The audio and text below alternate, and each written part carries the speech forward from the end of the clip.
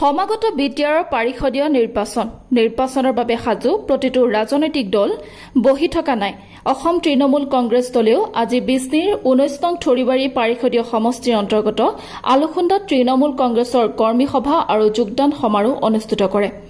সভাত উপস্থিত থাকে কেন্দ্ৰীয় সমিতিৰ উপসভাপতি দুলু আহমেদৰ লগতে কেইবাজনো নেতা কৰ্মীয়ে আজি আনুষ্ঠানিকভাৱে অনলাইন যোগে তৃণমূল কংগ্ৰেছত যোগদান কৰে।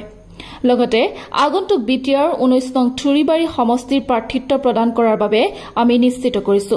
সমান্তৰালভাৱে বিটিআৰৰ 40টা সমষ্টিৰ ভিতৰত 70 পৰা 80% সমষ্টিত তৃণমূল কংগ্ৰেছে প্ৰতিদ্বন্দ্বিতা কৰাৰ এটা সিদ্ধান্ত লোৱা হ'ব। মুখ্যমন্ত্ৰীয়ে যিমানেই বঙালী মুছলমানক অত্যাচাৰ কৰিব সিমানেই আমি প্ৰতিনিধি বনাবলৈ চেষ্টা কৰিম। নিউজ টেক্স ৰিপৰ্ট NR24।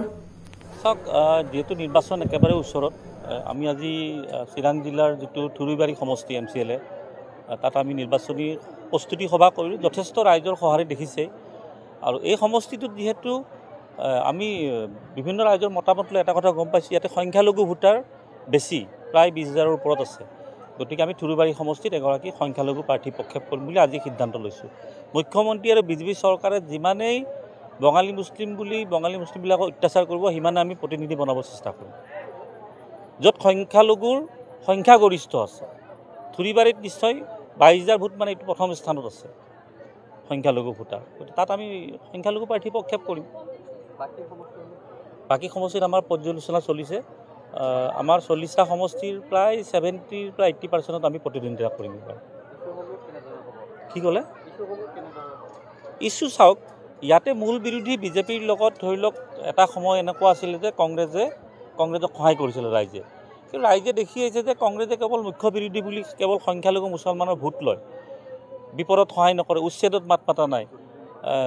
ইয়াতে নিশ্চয় গম পায় 2012 চনত এটা বিৰাট ডাঙৰ ঘটনা হৈছিল, প্ৰায় কোকৰাঝাৰত বহুত সংখ্যালঘু ৰাইজক মানে হত্যা কৰা হৈছিলে।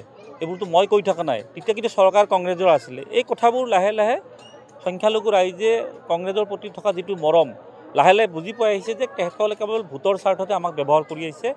ধুবুৰী, গোৱালপাৰা আৰু যিটো বিলাচীপাৰাত উচ্ছেদ হৈছে সেই কথাই প্ৰমাণ কৰে। তাততো সাংসদগৰাকী ভাৰতৰ ভিতৰত 10 লাখ ভোটৰ ব্যৱধানত জয়লাভ কৰিছিলে।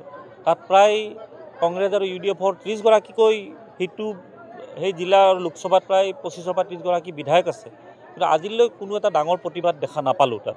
গতিকে এইবিলাক বস্তু ৰাইজে লক্ষ্য কৰোঁ। যদিও এইটো ইছ্যুটো আমি থুৰিবাৰীত মিটিং কৰিছোঁ, কিন্তু থুৰিবাৰী ৰাইজে গোৱালপাৰা আৰু ধুবুৰীৰ উচ্ছেদ, যিটো অবৈধ উচ্ছেদ বুলি ক'ব লাগিব, কাৰণ যদি অবৈধ মাটিত বহি আছে এটা প্ৰক্ৰিয়া এটা আছে, এনেকুৱা ঘৰ ভাঙি মছজিদ ভাঙি তেনেকুৱা আৰু নহয়। গতিকে মুখ্যমন্ত্ৰীৰ কিন্তু অভিশাপ লাগিব। এই ধৰণৰ যিবিলাক সিদ্ধান্ত এটা সময় আহিব, কিন্তু সেইসকল ৰাইজৰ কিন্তু অভিশাপ লাগিব। বিভিন্ন বিটিআৰত আঁচনি আছে, তাৰ মাজতে আপোনালোকে নিৰ্বাচনী যিটো প্ৰক্ৰিয়াত